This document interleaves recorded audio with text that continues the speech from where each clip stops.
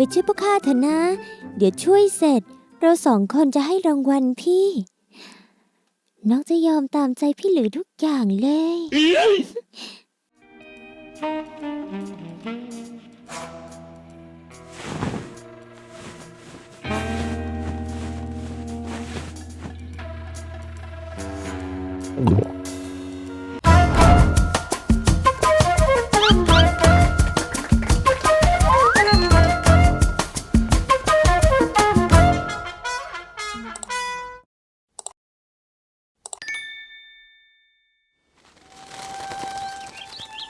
ณหมู่บ้านแห่งหนึ่ง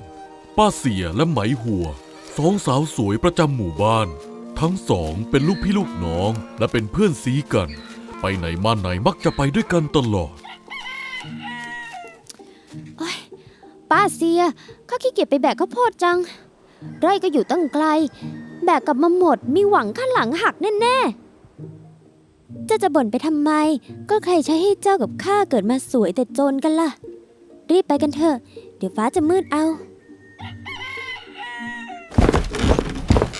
ทันใดนั้นสาวทั้งสองก็หันไปเห็นชายหนุ่มคนหนึ่งที่เป็นใบ้พูดไม่ได้มาตั้งแต่เกิดชาวบ้านมักจะเรียกเขาว่าหรือใบ้เขากำลังเดินแบกท่อนซุงใหญ่มหึมาสวนทางมา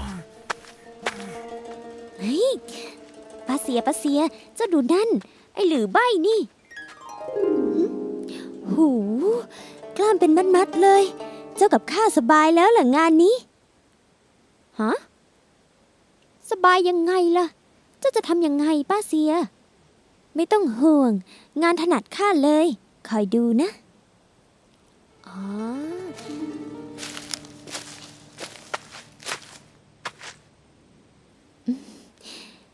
พี่หรือจ๋าวันนี้พี่ว่างไหมเอ่ยหรือใบ้ทำหน้างงชี้ที่ตัวเองใช่พวกข้ากำลังจะไปแบกข้าวโพดกันแต่ว่ามันไกลนะพี่หรือสุดหล่อท่านไปช่วยพวกข้าหน่อยได้หรือไม่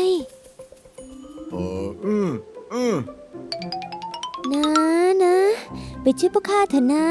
เดี๋ยวช่วยเสร็จเราสองคนจะให้รางวัลพี่น้องจะยอมตามใจพี่หรือทุกอย่างเลย ใช่ป้าเสียเขาแอบชอบพี่มานานแล้วนะเขาแค่อายไม่กล้าบอกนะปังพี่หรือไม่อยากได้รางวัลจริงๆหรอมาไปช่วยพวกข้านะเดี๋ยวพวกข้าจะให้รางวัลพี่หรือเองป้าเสียพูดพร้อมกับยื่นมือค่อยๆถกกระโปรงขึ้นทีละนิดทีละนิดเผยให้เห็นขาขาวเนียน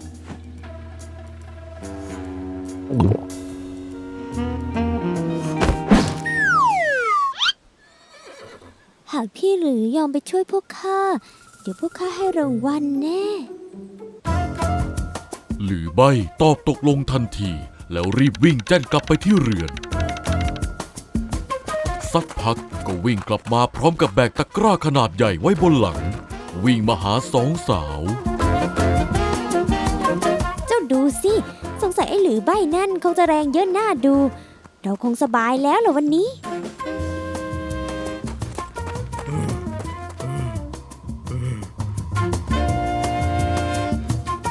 เมื่อหรือใบแบกตะกร้ามาถึงสาวทั้งสองก็เดินพาไปที่ไร่ของพวกนาง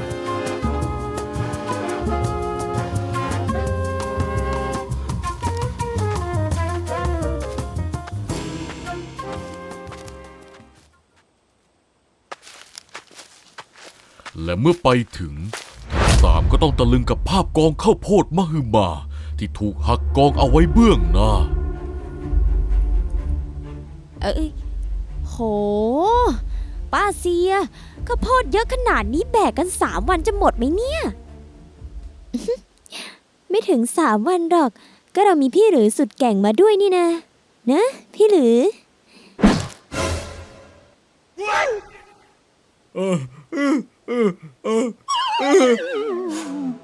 พี่หรือจ๋าพี่ช่วยขนกองนี้กลับไปหมดวันนี้นะสัญญาที่ให้ไว้เมื่อกี้น้องจะแถมให้อีก1 รอบเลย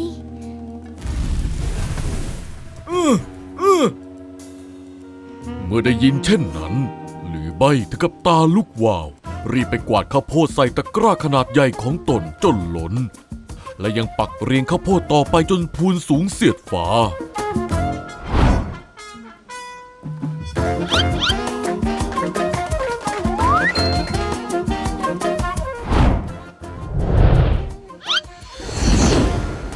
หรือใบรีบแบกตะกร้าอันหนักอึ้งแล้วออกวิ่งกลับไปที่หมู่บ้านทันที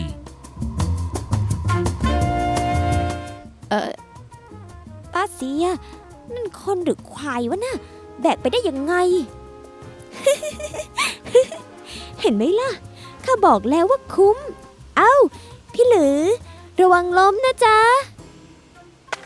หรือใบขาเขาสั่นพับๆเหมือนจะล้มแหล่ไม่ล้มแหล่แต่พอป้าเสียส่งจูบให้ ขาที่สั่นอยู่ก็หยุดกึกทันที แล้วเดินฉิวด้วยความเร็วสูงราวกับติดปีก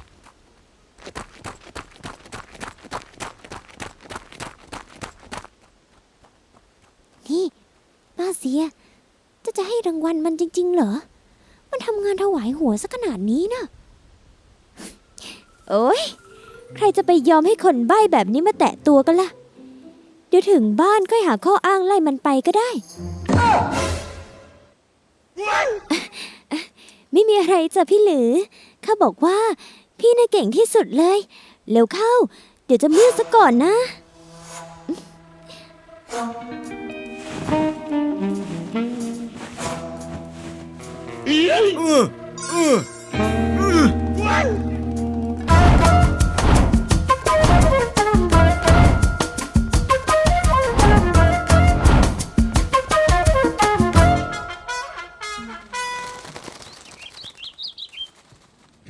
และเมื่อหรือใบแบกข้าวโพดกลับมาใส่ที่ยุ้งฉางจนเสร็จ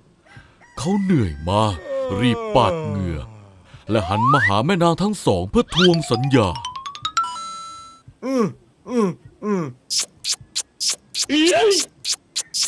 เออ พี่หลือจ้าคือว่า ตัวพี่สกปรกขนาดนี้ ก็คงให้รางวัลไม่ได้หรอก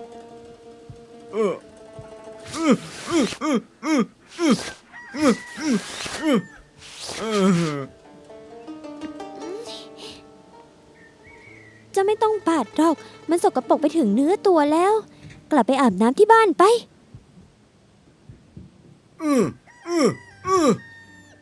หรือใบไม่ยอมแพ้ ชี้ไปที่ขาของป้าเสียทำท่าถกกระโปรงขึ้น เพื่อทวงสัญญาจากนางทั้งสอง นี่ ไอ้ใบเจ้าคิดจริงๆเหรอว่าป้าเสียสวยระดับนางฟ้าหมู่บ้าน จะยอมลดตัวไปเกลือกกลั้วกับคนใบอย่างแกนะ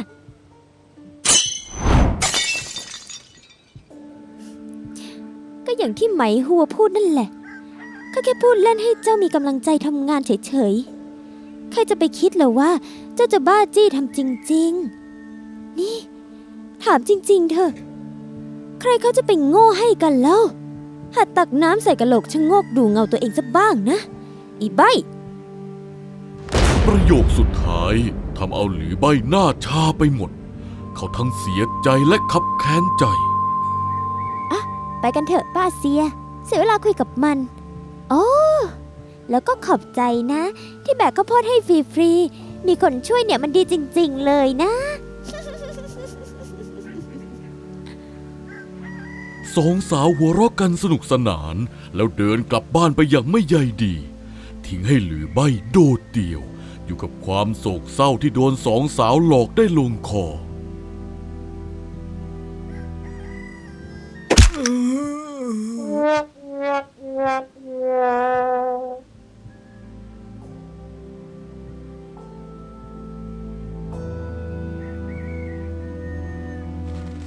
หลังจากวันนั้นนางทั้งสองยังคงใช้วิธีเดิม หลอกให้หรือใบ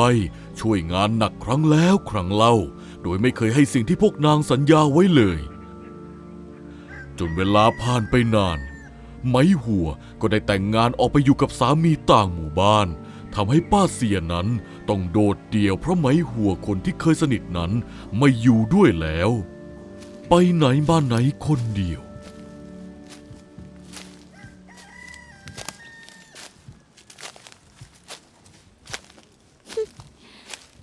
ของตาย ยังไงก็ยังเป็นของตายอยู่วันยังค่ำพี่หลือจ้ะพี่หลือ ตั้งแต่ไหมหัวแต่งงานไปข้าลำบากมากเลย วันนี้ข้าต้องไปถางหญ้าที่ไร่คนเดียวข้ากลัวข้าทำไม่ไหวพี่ไปช่วยข้าอีกสักครั้งเถอะนะ ครั้งนี้ข้าสัญญาจริงๆข้าไม่มีใครแล้วข้าจะยอมเป็นของพี่จริงๆนะข้าสาบานเลย หรือใบมองหน้าป้าเสียนิ่งๆเขาจำได้ทุกครั้งที่โดนหลอกแต่สัมผัสที่มือนั้นก็เย้ายวนใจเหลือเกิน นะจ๊ะพี่หลือ วันนี้ข้าอยู่คนเดียวที่ไร่ไม่มีใครเห็นหรอกนะ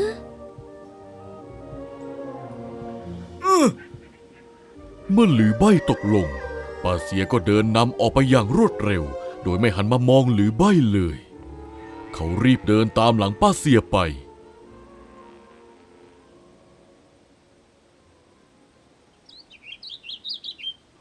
วันนั้นหรือใบได้ช่วยป้าเสียทำไร่ทั้งวันจนเย็นจนทั้งสองใกล้จะกลับกันแล้ว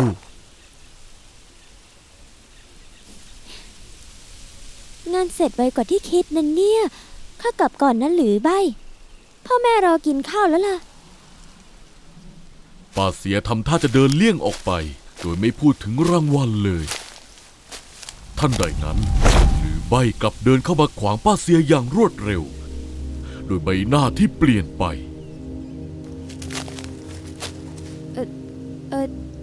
หลบสิหรือข้าจะรีบกลับแล้ว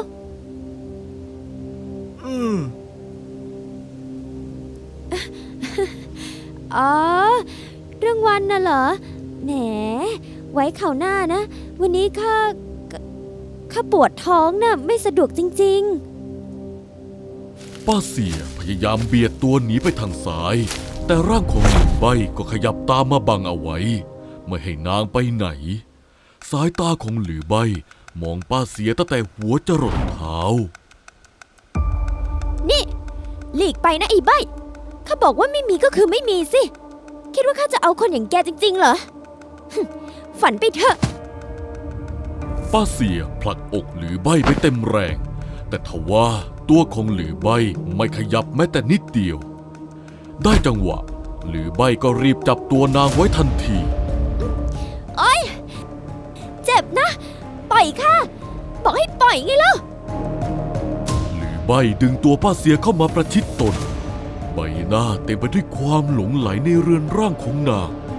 ลมหายใจของหรือใบเริ่มแรงขึ้นเรื่อยๆไม่นะช่วยด้วยใครก็ได้ช่วยข้าด้วยอย่านะไอ้หรือใบเจ้าอย่านะบริเวณไร่ของป้าเสียแถวนั้นไม่มีไร่ของใครอยู่ใกล้จึงไม่มีใครได้ยินเสียงขอความช่วยเหลือของนางหรือใบรีบกดตัวนางนอนลงกับพื้นทันทีปล่อยข้านะปล่อยข้านะไอ้บ้าไอ้ใบ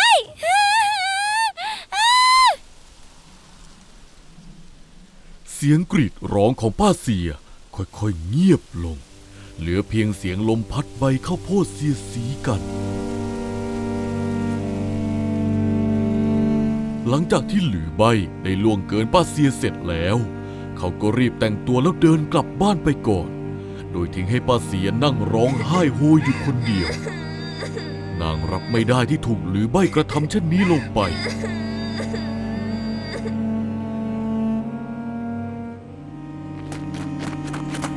นางเลยรีบวิ่งกลับมาที่หมู่บ้านแล้วฟ้องเรื่องนี้ให้กับพ่อแม่ของนางฟังเมื่อพ่อแม่ได้รับรู้เรื่องราวเลยเรียกพ่อแม่ญาติผู้ใหญ่ของทั้งสองฝ่ายมาคุยกันในวันรุ่งขึ้นเมื่อเหล่าผู้ใหญ่คุยกันสืบสาวราวเรื่องความเป็นมาถึงได้รู้ความจริงว่าป้าเสียกับไหมหัวนั้นเป็นคนที่ไปหลอกล่อหรือใบอยู่หลายครั้งมันก็ไม่ใช่เกิดจากลูกข้าซะทีเดียวมันก็เกิดจากลูกสาวของพวกท่านที่ไปหลอกคนใบ้อย่างไอ้หรือเกิดมีน้ำใจขึ้นมามันก็ทำเช่นนี้แหละถ้าลูกสาวพวกท่านไม่ได้ไปหลอกลูกข้าตั้งแต่แรกก็ไม่มีเรื่องแบบนี้เกิดขึ้นหรอก เมื่อเรื่องเป็นเช่นนี้แล้วฝั่งพ่อแม่ป้าเสียเลยยื่นคำขาดให้หลือใบชดใช้เป็นเงินก็พอแล้วเรื่องทุกอย่างก็จบลง จะให้พวกข้าชดใช้เปล่าๆมันก็คงไม่ได้ เพราะมันก็ไม่ได้เกิดจากเจ้าหรือสัทีเดียว เมื่อมันเกิดเหตุการณ์เช่นนี้แล้ว ก็ให้ป้าเสียมาแต่งกับเหลือลูกข้า แล้วพวกข้าจะจ่ายค่าสินสอดให้ เมื่อป้าเสียได้ยินเช่นนั้นก็ตกใจเป็นอย่างมากฝั่งพ่อแม่ป้าเสียได้พูดคุยและปรึกษากัน จึงตกลงกันว่าให้ป้าเสียนั้นไปแต่งกับหลือใบแม่ป้าเสียเลยเรียกป้าเสียออกไปคุยกัน2 คนนอกเรือน ป้าเสียเจ้าไปแต่งงานกับหลือใบเถอะนะในเมื่อเรื่องมันเป็นเช่นนี้แล้ว ไม่รู้ว่าเจ้าจะตั้งท้องหรือเปล่าถ้าตั้งท้องขึ้นมาเจ้าจะไม่ได้ที่ซุกหัวนอนเอานะเจ้าไปแต่งงานกับหลือใบเจ้าจะได้มีที่อยู่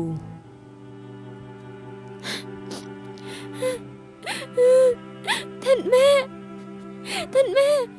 ข้าไม่อยากแต่งกับไอ้หลือใบข้าไม่ชอบเขาข้ารับไม่ได้ข้าใช้ชีวิตอยู่กับมันไม่ได้หรอกท่านแม่ช่วยข้าด้วย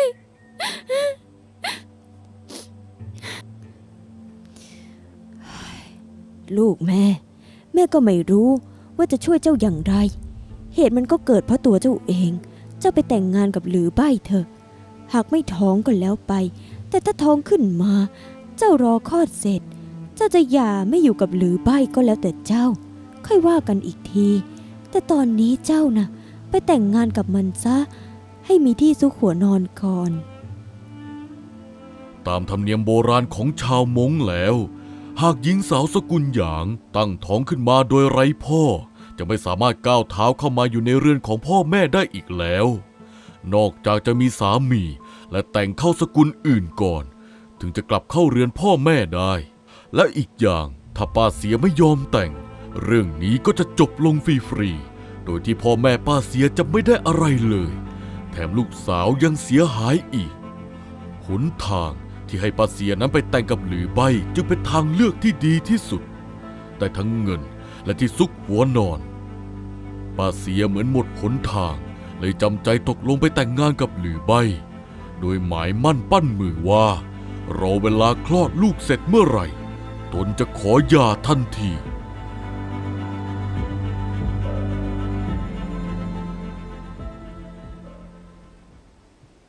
ชีวิตหลังแต่งงานของป้าเสียเต็มไปด้วยความอึดอัดนางไม่ยอมพูดดีกับหลือใบไม่ยอมทำงานบ้านเอาแต่นั่งหน้าบูดบึ้งแต่หลือใบกลับไม่เคยโกรธเขาตื่นตั้งแต่เช้ามืดไปทำไร่คนเดียวหาบน้ำผ้าฟืนและกลับมาพร้อมของกินดีๆเสมอโอ๊ยข้าอยากกินมะกอกป่ะเปรี้ยวๆฝาดๆนี่ไอ้ใบยืนเบ้อหยุดได้ข้าอยากกินมะกอกป่าที่อยู่บนหน้าผาท้ายดอยนู่นไปหามาให้ข้าหน่อยสิในใจป้าเสียคิดแกล้งเล่นๆเพราะหน้าผานั้นสูงชันและอันตรายมากใครจะกล้าปีนเขาคว้ามีดและวิ่งหายลับไปในป่าทันที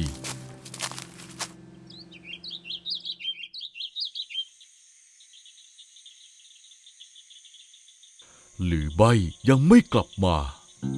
ป้าเสียเริ่มกระวนกระวายใจทำไมป่านนี้ยังไม่มาอีกหรือว่าตกเขาตายไปแล้ว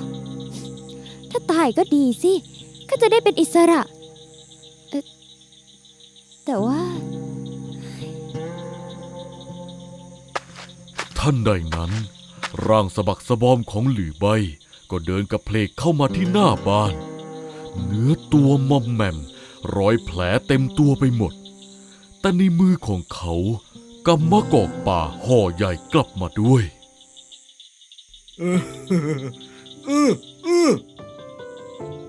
ป้าเสียรับห่อมะกอกมานางมองแผลตามตัวของหลือใบแล้วเงยหน้ามองรอยยิ้มซื่อๆนั้นก่อนจะสะอื้นจุกขึ้นมาที่คอ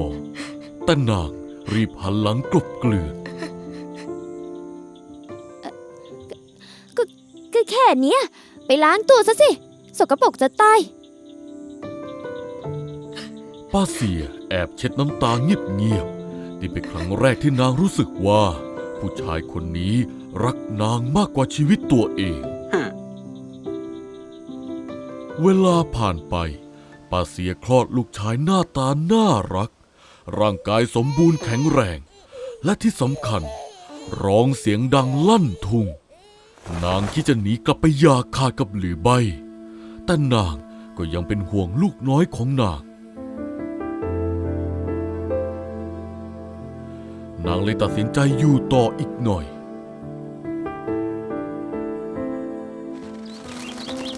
หลายปีให้หลังเด็กชายตัวน้อยวิ่งเล่นอยู่หน้าบ้านพูดจาเจ้ยแจ้วชัดถ้อยชัดคำหลือใบนั่งมองลูกด้วยสายตาเปี่ยมสุขแต่ทว่าป้าเสียนั้นกลับไม่มีความสุขเลยวันนั้นป้าเสียก็ตัดสินใจเด็ดขาดอีกครั้งนางเก็บของเตรียมหนีกลับไปที่เรือนของพ่อและแม่ทันที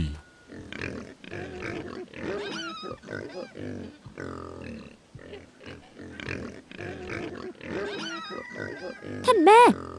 ลูกข้าโตแล้วข้าทนอยู่กับคนใบ้มานานพอแล้วข้าไม่อยากอยู่กับมันแล้วข้าอยากไปหาสามีใหม่ที่ดีกว่านี้ แม่ป้าเสียถอนหายใจยาวนางเดินมาจับไหล่ลูกสาวแล้วมองตาอย่างจริงจังเสียเอ้ยเจ้าลองตรองดูให้ดีๆนะจริงอยู่ที่มันเป็นใบแต่มันเคยตบตีเจ้าหรือเปล่ามันเคยให้เจ้าอดอยากไหมงานหนักในไร่เจ้าแทบไม่ได้แตะเลยใช่ไหมล่ะแล้วเจ้าคิดดูถ้าเจ้าหย่าตอนนี้เจ้าก็จะเป็นแม่ไม้ผู้ชายดีๆที่ไหนเขาจะมาเอาเจ้าไปเป็นเมียเอกอย่างดีเจ้าก็เป็นได้แค่เมียน้อยมีเก็บเขาเจ้าจะทิ้งเพชรในตมที่ยอมตายแทนเจ้าได้เพื่อไปหาก้อนกรวดที่มีดีแค่คำพูดหวานหูแต่ไม่จริงใจงั้นหรือคำพูดของแม่เหมือนน้ำเย็นสาดเข้าหน้าป้าเสียยืนนิ่งน้ำตาไหลภาพความดีของหลือใบตลอดหลายปีที่ผ่านมาย้อนเข้ามาในหัวสายตาที่มองนางเหมือนนางสวยที่สุดในโลกเสมอ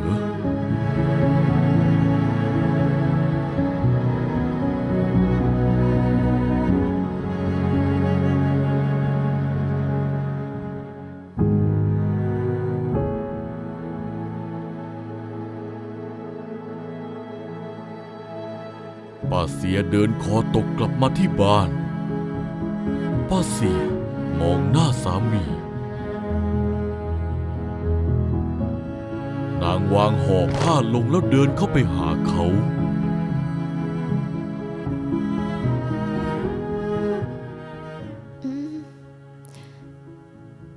พี่หลือข้ากลับมาแล้วนางเอื้อมมือไปเช็ดเหงื่อที่หน้าผากให้เขาเป็นครั้งแรกสัมผัสที่อ่อนโยนนั้นทำให้หลือใบชะงัก